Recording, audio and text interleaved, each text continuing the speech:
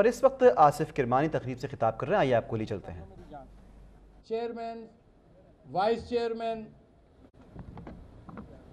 Corporation के दीगर ओहदेदारान, stage पर तशरीफ़ फरमा मोअज़्ज़िज़ीन, पंडाल में बैठे मोअज़्ज़िज़ ख़वातीनो हज़रात, मुस्लिम लीगी कारकुनों, मीडिया के दोस्तों, अस्सलाम वालेकुम। वालेकुम अस्सलाम।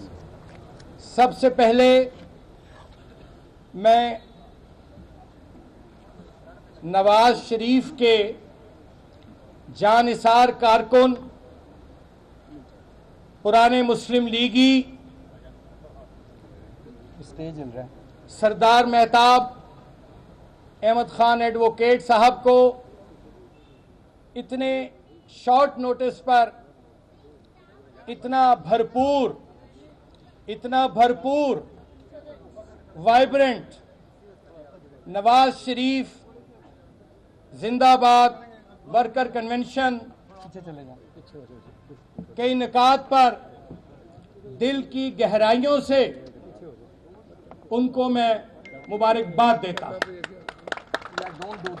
मेरे से बात नहीं होगी, पीछे हो जाओ। अभी किसी ने कहा कि मेहताब भाई की काविशों का जिक्र किया, तो ये कोई पहला कारकुनों का ये कन्वेंशन नहीं है। हमने माजी में भी मेहताब भाई ने बड़े भरपूर कन्वेंशन इस्लामाबाद में मुनक्किद किए हैं। अभी मैं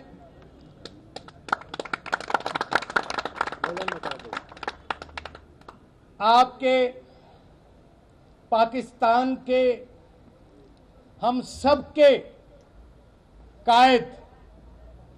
कायद पाकिस्तान, फख्र पाकिस्तान, आपके, मेरे, हम सब के पाकिस्तान के महबूब वजीर आजम नवाज शरीफ साहब के पास से आ रहा हूं। मियां तेरे जानसार बेशुमार बेशुमार, मियां तेरे जानसार बेशुमार बेशुमार, मियां तेरे जानसार बेशुमार बेशुमार। और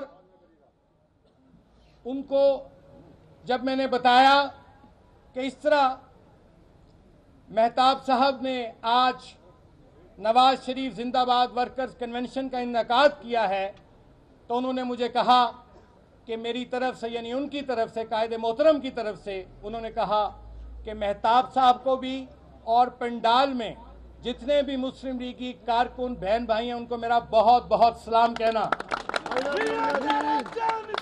बेशुमार बेशुमार, अभी मेहताब साहब ने यह बात की कि नवाज शरीफ तरक्की की अलामत है, नवाज शरीफ खुशहाली की अलामत है, नवाज शरीफ रोशनियों की अलामत है। लेकिन आज मेरा दिल दुख रहा है कि वो शख्स, आपका कायद, पाकिस्तान का रहबर, पाकिस्तान को जब जब अल्लाह ताला की जात ने और आप अवाम ने उनको जब जब भी पाकिस्तान की खिदमत करने का फर्ज सौंपा, तो चश्मे फलक इसकी गवाह है कि फिर पाकिस्तान में तरक्की की रफ्तार तेज से तेज तर होती गई। नवाज शरीफ कदम बढ़ाओ, हम तुम्हारे साथ हैं। और आज उस नवाज शरीफ जो पाकिस्तान का, जो आपका अनडिस्प्यूटेड लीडर है, जो पाकिस्तान में तरक्की, खुशहाली, रोशनियों की अलामत है, आज उसका रास्ता रोकने की कुछ लोग कोशिश कर रहे हैं। नवाज शरीफ कदम बढ़ाओ, हम तुम्हारे साथ हैं। नवाज शरीफ कदम बढ़ाओ, हम तुम्हारे साथ हैं। नवाज शरीफ कदम बढ़ाओ, हम तुम्हारे साथ हैं। नवाज शरीफ मैं बेशुमार बेशुमार तेरे जान बेशुमार बेशुमार बेशुमार बेशुमार भाई बेशुमार बेशुमार। मुझे जरा बात भी करने दें। ये स्टेज कुछ इतना मुझे मजबूत नहीं लग रहा, जरा इस पे जरा ज्यादा उछलें कूदे ना। तो मैं ये कह रहा था कि मैं ये सोच रहा था, ओ भाई नवाज शरीफ से क्या जुर्म हो गया? नवाज शरीफ से क्या जुर्म हुआ है कि आप पाकिस्तान में ये लोग तरक्की, खुशहाली और रोशनी का रास्ता रोक रहे हैं? फिर मैंने चंद चीजें मेरे जहन में आई कि भाई वाकई नवाज शरीफ के कुछ जुर्म हैं, नवाज शरीफ के कुछ जराइम हैं, कौमी जराइम हैं जिसकी उसको सजा दी जा रही है। अब वो क्या कौमी जराइम है, वो क्या जुर्म है जो नवाज शरीफ ने किया है? मसलन मैं समझता हूं कि सबसे पहला, सबसे बड़ा जुर्म नवाज शरीफ का यह है कि उसने हिंदुस्तान के एटमी धमाकों के जवाब में एटमी धमाके किए। यह बहुत बड़ा जुर्म है नवाज शरीफ साहब आपका। पाकिस्तान को एटमी कुव्वत बनाना नवाज शरीफ तुम्हारा बहुत बड़ा जुर्म है। प्लीज प्लीज याद करें वो दिन, याद करो वो दिन मुसलमानों, पाकिस्तानियों, और हिंदुस्तान के उस जमाने के उन लीडरों की धमकियां तुम्हें याद होंगी जो कहते थे कि अब ये आजाद कश्मीर भी हमारे हवाले करो। या पीर साहब आप बैठे हैं, आप कश्मीर से ताल्लुक रखते हैं, लेकिन ये नवाज शरीफ था जिसने अरबों डॉलर, हर किस्म का लालच, हर किस्म का दबाव, हर किस्म की धमकी को उसने अपने पाए हकारत से ठुकरा दिया।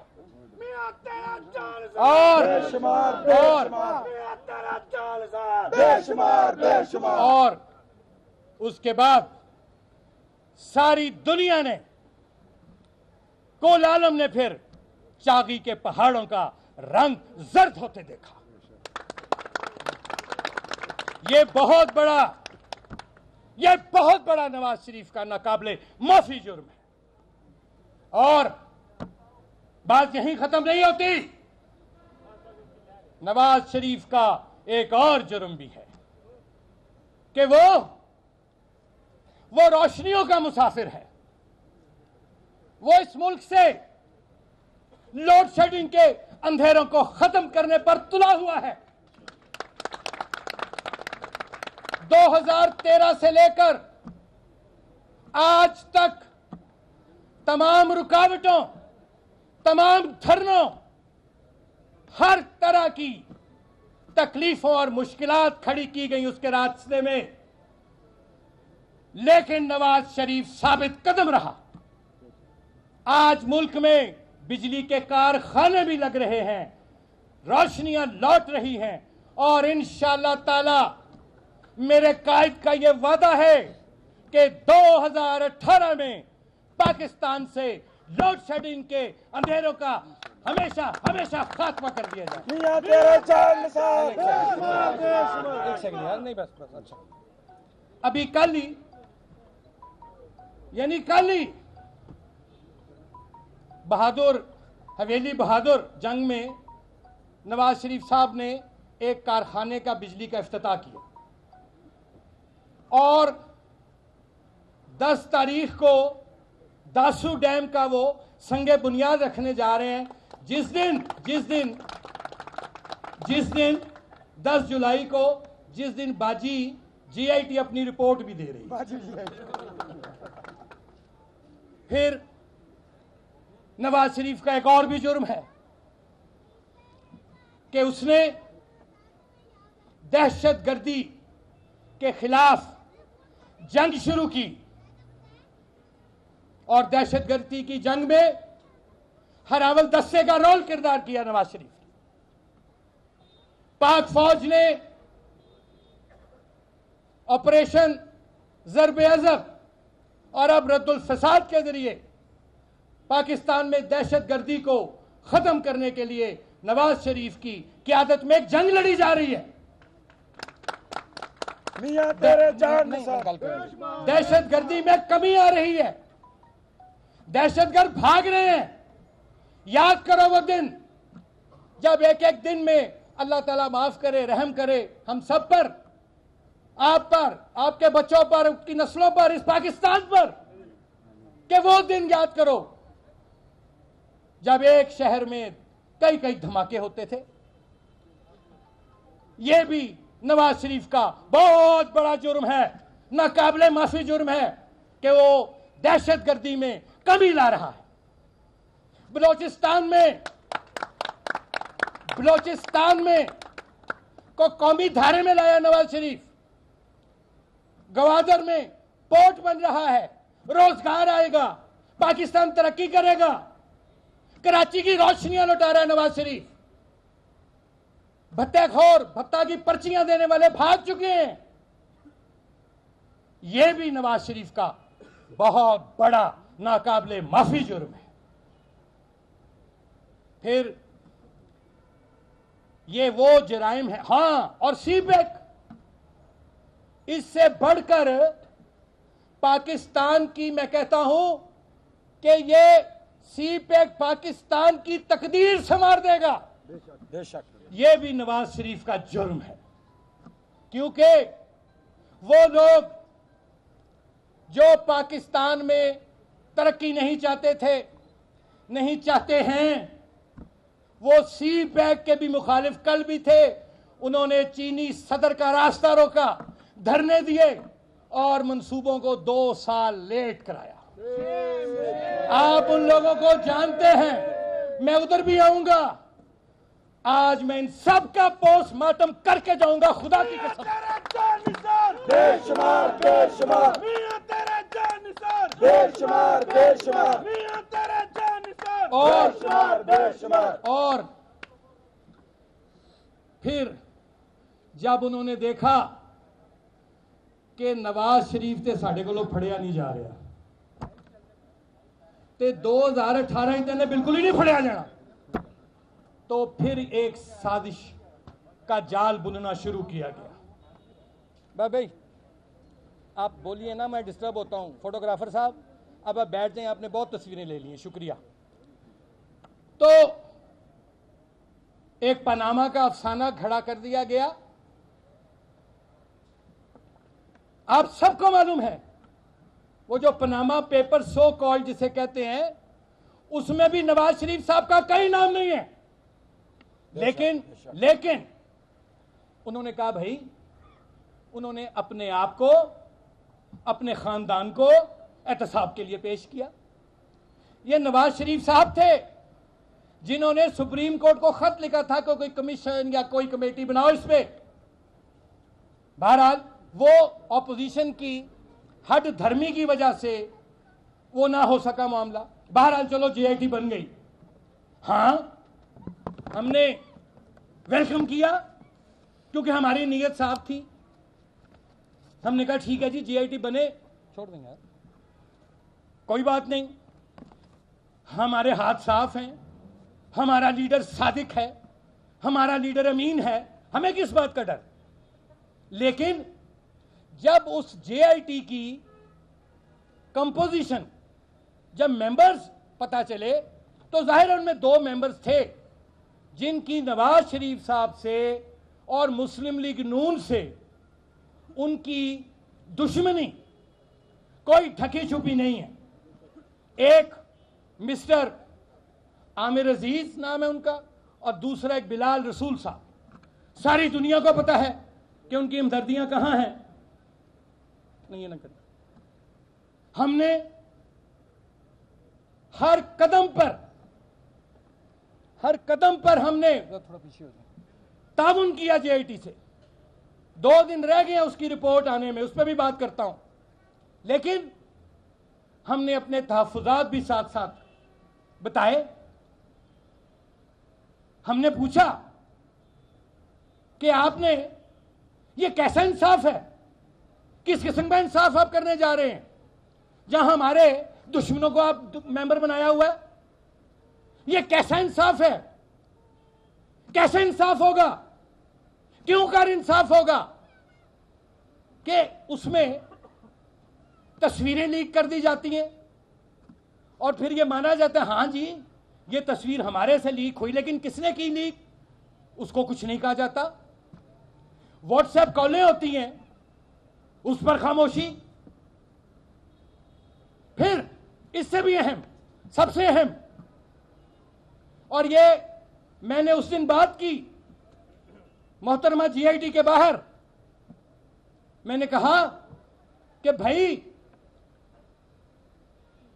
हमारा मरकजी विटनेस गवाह वो कतर का शहजादे हैं, आप उनके बयान को, उनको बयान लिए बगैर, मैंने कहा, 1 बार कहा, 2 बार कहा, 3 बार कहा, मैं बार बार कहूंगा कि जब तक कतर के शहजादे का जेआईटी बयान शामिल तफ्तीश नहीं करेगी, ऐसी जेआईटी की कोई साथ, इस रिपोर्ट की कोई अहलियत, कुछ नहीं होगा। क्या बस भाई, क्या तमाशा है? मेरा हक है, मुझे इंसाफ चाहिए। मेरा मरकजी विटनेस है, वो गवाह है। वो उसने कहा आओ कतर आओ, उस पर पाकिस्तान का कानून नहीं लागू होता। 3 आपने उसको ऑप्शंस दिए, चॉइस दी कि जी आप आ जाएं। उन्होंने कहा मैं नहीं आ सकता, मेरे कवानीन है लागू होते। इन्होंने कहा अच्छा वीडियो, या हम आ जाते हैं। ये खुद कहा इन्होंने, ये बाजी जीआईटी ने कहा कि हम खुद आ जाते हैं। उन्होंने कहा आ जाओ। अब क्यों नहीं जाते हो? पैरों पे मेहंदी लगी हुई है, क्यों नहीं जाते? इंसाफ करना बहुत कठिन काम है, और इंसाफ सिर्फ कह देने से नहीं होता। इंसाफ वो होता है जो नजर भी आता है, और फिर वो इंसाफ होता है जिसको अवाम भी तस्लीम करते हो, वो इंसाफ होता है।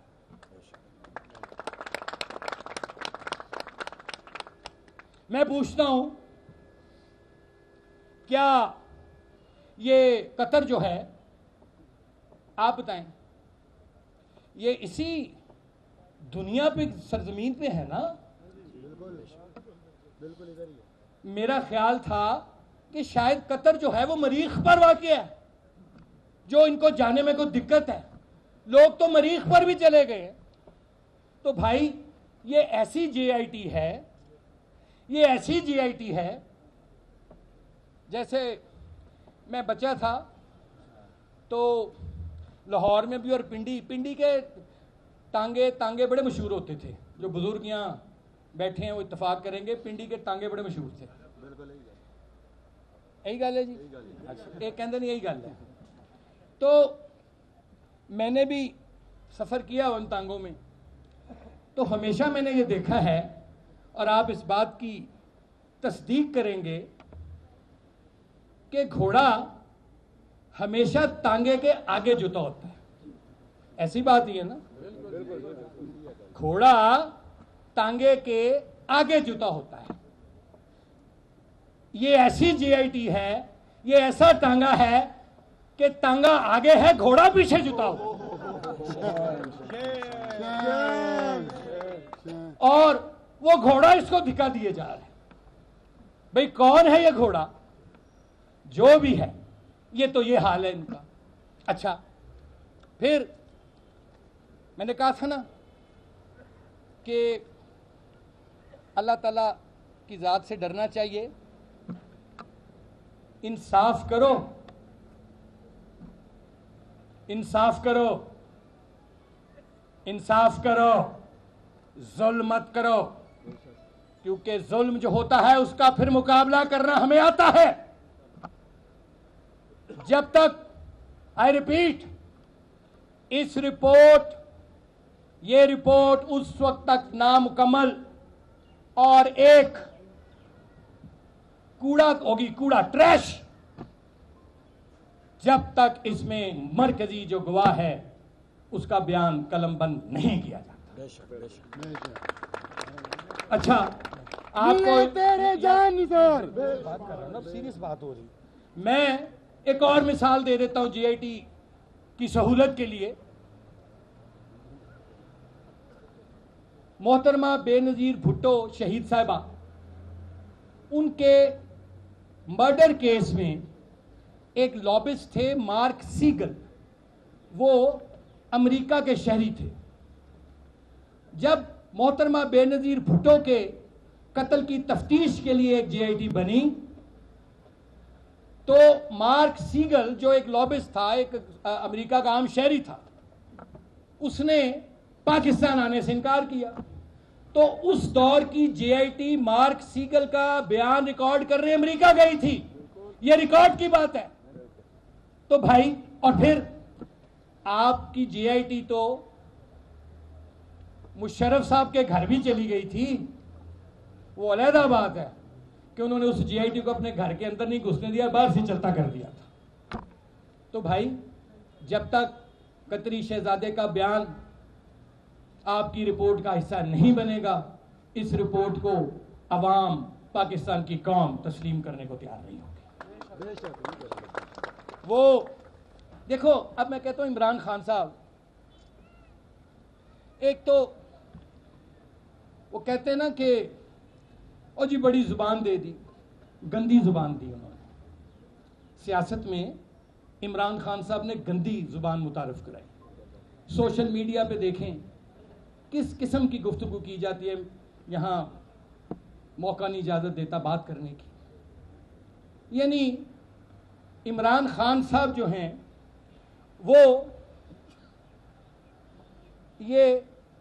वो लाल भुचक्कड़ नहीं है, एक लाल हवेली वाला लाल भुचक्कड़, वो पेशीन गोइयां करता था।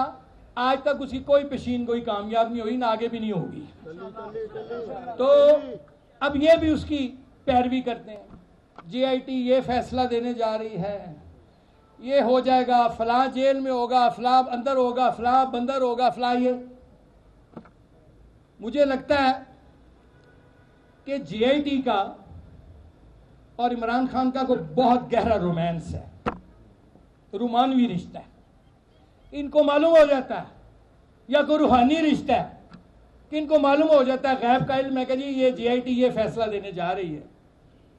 और फिर इमरान खान साहब इक्तदार तक पहुंचने का रास्ता जो होता है ना, वो दो है उसके असूल। दो चीजें हैं, अवाम की खिदमत और अवाम का वोट। आप जीआईटी की गाड़ी, आप चाहते हैं कि आप जीआईटी की गाड़ी में बैठकर इक्तदार मंजिल तक पहुंच जाएं। ये इमरान साहब ऐसा होता नहीं है ना, हम होने देंगे। तेरा एक इशारा। वो मुझे कहते हैं लोग, यार तुम क्या ये बात करते हो। मैंने कहा यार बस कर देता हूं, मैं क्या करूं अब। कि वो ये गाड़ी का देख के ना कि इनको, तो वो मुझे गाना याद आ गया जिसमें वो ये चूंकि जीआईटी की गाड़ी में बैठ के जाना चाहता है ना, तो अरेंजमेंट चाहते हैं इक़्तिदार तक पहुंचना। तो वो यूट्यूब पे एक मैं गाना सुन रहा था, वो गाने के बोल इस तरह हैं, मीडिया वाले दोस्त जानते होंगे अच्छी तरह। वो कहते हैं ना कि गड्डी तू मंगा दे, गड्डी तू मंगा दे, तेल मैं पवावांगी। गड्डी तू मंगा दे, GIT दी गड्डी तू मंगा दे, तेल मैं पवावांगी, तेरे नाल नाल रवांगी ते मैं राजी रवांगी। अब बात ये है, बात ये है, आप GIT के साथ राजी रहें, हम अवाम के साथ और अवाम हमारे साथ इंशाल्लाह राजी रहेंगे। नवाज शरीफ कदम बढ़ाओ, हम तुम्हारे साथ हैं। दूसरा, कदम बढ़ाओ, हम तुम्हारे साथ हैं। नवाज शरीफ कदम बढ़ाओ, हम तुम्हारे साथ हैं। दूसरा, बेशुमार बेशुमार बेशुमार बेशुमार। अब मुख्तसर करते हुए दूसरी गुजारिश ये कि आप धमकियां भी देते हैं। इमरान खान साहब की बात कर रहा हूं, फरमाते हैं कि मैंने कॉल दी तो सारा पाकिस्तान सड़कों पर होगा। और छोड़ो यार, और जाओ यार, हमने तुम्हारी बड़ी कॉलें देखी हैं। कॉलें दे के बनी गाला में छुप जाते हो। खासकर 2 नवंबर वाली सब पता है लोगों को, मैंने अभी नाम भी लिया, कहना 2 नवंबर वाली कॉलें देते हो, बनी गाला में छुप जाते हो। कॉलें देते हो, नसिया गली के पहाड़ों में छुप जाते हो, और पुश भी करते हो, और फिर पुशअप्स लगाते हो। यार आखिर क्यों नहीं मान लेते? सियासत तुम्हारे बस का रोग नहीं है। नहीं है। ये बड़े साहिबे किरदार और ये पैगंबरी काम है, तुम्हारे जैसे लोगों का काम नहीं है। जाओ जाके क्रिकेट खेलो, जो भी करना है करो, सियासत तुम्हारा रोग नहीं है। और फिर मैं यार बात ना करें ना, मुझे भूल जाएगा। और फिर एक मैं आपको बात बता दूं इमरान खान साहब, और कल ही मेरे कायद, मेरे प्यारे, मेरे महबूब कायद, मेरे नवाज शरीफ ने, आपके नवाज शरीफ ने, पाकिस्तान के नवाज शरीफ ने, हम सबके नवाज शरीफ ने कल ही कहा है, उसने कहा आओ फिर मैदान में मुकाबला करो हमारा। आओ फिर मैदान में। इमरान खान साहब, नवाज शरीफ तो बहुत दूर की बात है, और खुदा की कसम, उस बुजुर्गो बरतर की कसम, और उसके एक वर्कर ने कॉल दी ना, तुमसे छुपा नहीं जाएगा, खुदा की कसम। तुम बनी गाला से बाहर नहीं निकल सकोगे खान साहब। ये कॉले कुले देने की बातें छोड़ दो, इंतजार करो 2018 का। और कॉले देते हो, और तुम्हारे दाएं बाएं ये जो तुमने मस्खरे खड़े किए हुए हैं, जिनकी खुद ऑफशोर कंपनियां हैं, और जिनको और इखलाकियात का दर्स देने की जरूरत है, ये लोग, मैं आपको यकीन दिलाता हूं कि जैसे पहले इनको नवाज शरीफ ने, बब्बर शेर ने 2013 में मारा था, जिमनी इलेक्शनों में मारा था, बल्दियाती इलेक्शनों में मारा था, कैंटोनमेंट बोर्ड के इलेक्शनों में मारा था, गिलगित बल्तिस्तान में मारा था, और तुम्हारे अपने घर हरीपुर मारा था, याद है वो शिकस्त।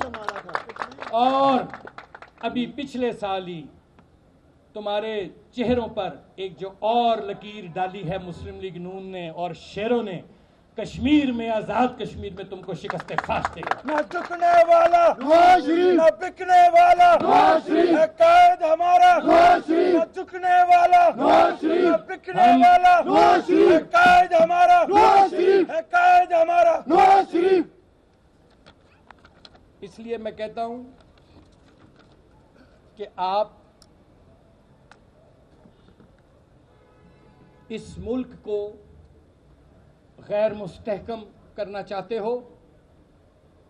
इस मुल्क में अब आप देखिए ना, स्टॉक मार्केट कितनी ऊंची जा रही थी, ऐसी इन लोगों ने साजिशों के ताने बाने बुनने शुरू किए कि वो जो इन्वेस्टर था, जो सरमायाकार था, उसका एतमाद मजरू हुआ, और स्टॉक मार्केट नीचे या अल्हम्दुलिल्लाह ठीक हो जाएगी।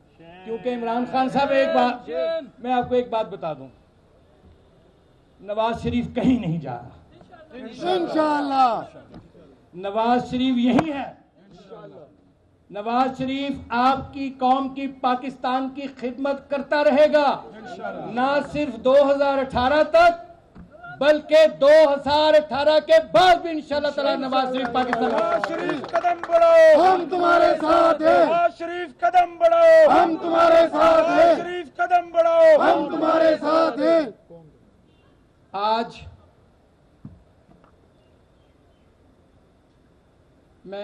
मेरी जो आपसे गुजारिशात थी वो नामुकम्मल होंगी अगर आज मैं एक ऐसी शख्सियत का जिक्र ना करूं। मेरी मुराद बितले हुर्रियत, फर्जंदे कश्मीर बुरहानुद्दीन वानी शहीद से।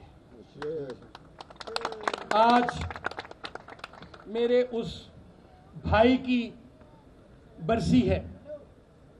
उसको गुज़श्ता साल मुझे याद है, यही वो दिन थे, मैं आज़ाद कश्मीर में कायदे मोहतरम नवाज शरीफ साहब के हुक्म पर इलेक्शन कैंपेन में मसरूफ़ था। तो ये अफसोसनाक खबर आई थी कि जवां साला बहादुर हौसलामंद जिरी हमारे कश्मीरी भाई बुरहानुद्दीन वानी को शहीद कर दिया गया है। मैं आज इस प्लेटफॉर्म से अपने पाकिस्तानी और कश्मीरी भाइयों से ये वादा करता हूं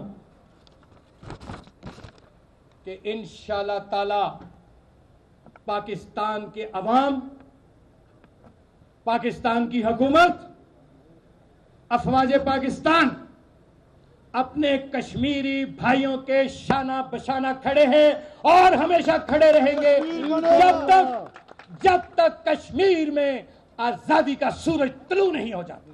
कश्मीर बनेगा और मैं कश्मीर बनेगा पाकिस्तान और पाकिस्तान। आज ही बुरहानुद्दीन वानी शहीद की बरसी के मौका पर इंडियन फौज, जिसको मैं हमेशा रोग आर्मी कहता हूं, गुंडा फौज, बदमाश फौज, हिंदुस्तान की मोदी की दहशतगर्द फौज, उसने आज भी कश्मीर में हमारे मासूम बेगुनाह कश्मीरी भाइयों का खून बहाया है। मैं आपको कहता हूं कि आप ऐसे हथकंडों से, मोदी साहब और हिंदुस्तान की बुज़दिल फौजियों,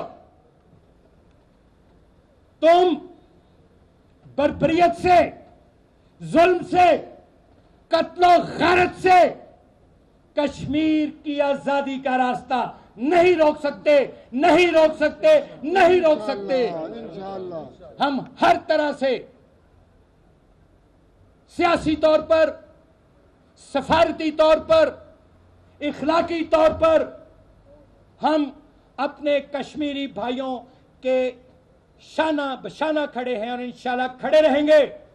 और यहां मैं एक सवाल भी करना चाहता हूं, बल्कि आपको बताना चाहता हूं, आपको मालूम है ये बड़ी बातें करते हैं, तखने ऊंचे कर करके, एड़ियां ऊंची कर करके। ये नवाज शरीफ ही था जिसने पिछले 4 सालों में कश्मीर का मसला जो मुर्दा हो चुका था, माजी के हुक्मरानों ने उसे बर्फ खाने की नजर कर दिया था। ये नवाज शरीफ ही था जिसने इसको दोबारा सलामती कौंसिल में, अक़वाम मुत्तहिदा में और तमाम दुनिया के इंटरनेशनल फोरम में दोबारा जिंदा किया। और आप और इमरान खान साहब अब बात करते हैं। मैं पूछता हूं, ये कौम पूछती है कि आप मोदी के पास जब गए थे, आपने उसके साथ कश्मीर का जिक्र क्यों नहीं किया इमरान साहब? तो फिर बताओ, असल में फिर मोदी का यार कौन हुआ? पीर साहब ने एक पर्ची दी है और आज एक और अजीम शख्सियत मौलाना अब्दुस्तार ईदी साहब का भी आज बरसी है। ईदी साहब एक बहुत बड़ी शख्सियत थे, सादगी का, गरीब परवरी का, गरीब दोस्ती का वो एक चलता फिरता नमूना थे, जिंदा मिसाल थे। तो मैं पीर साहब मोहतरम अली रज़ा बुखारी साहब के खिदमत में ये अर्ज़ करूँगा कि वो मेहरबानी फरमाकर, क्योंकि शहीद तो जिंदा होता है, वो तो हमारे ईमान का हिस्सा है।